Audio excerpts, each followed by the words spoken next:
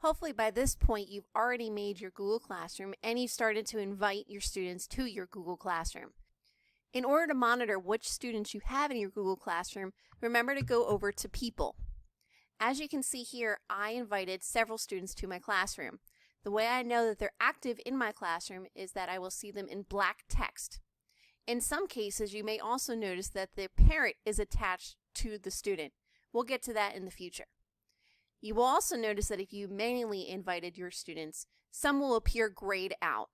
In this particular example, the student has been invited but not yet accepted the invitation. Until the student actually accepts your invitation, they cannot see anything inside your Google Classroom, not any assignments or announcements, so make sure you talk to those students about accepting your invitation.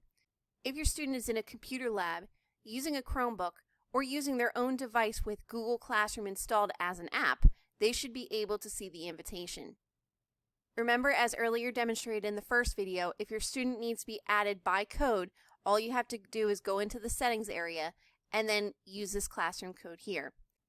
According to Egg Harbor Township School District's best practices, we suggest copying your class code and posting it to your on-course website. Going back to the Classwork tab, remember this is where your individual assignments will be made. As you can see since the last video, I have added a couple of different class assignments. In order to make a new class assignment, all you have to do is hit this Create button. You will be met with a couple of different options. For beginners, I would suggest sticking between question or assignment. A question will allow the students to respond and be graded appropriately. Now that I've written my question, you'll see I have a few options here. I can choose to assign this question to multiple classes by checking the boxes here. In this case, I'm only going to assign it to this one section. I also can make this question specific to certain students. By having all students checked, all students will be notified of the assignment for this particular question. I can also set a number of points or leave it ungraded.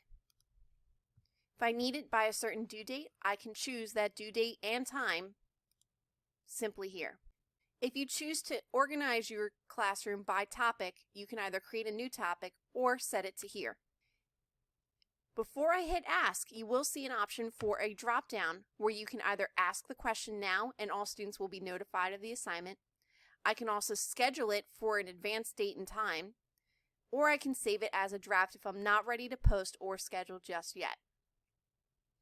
If I choose to schedule it in advance, I will be met with a new window that I can choose the date and time I want the scheduled assignment to go out.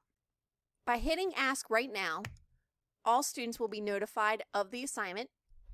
You'll see the question that I have available allows me to look and see how many students it's been assigned to and how many students have turned in their work.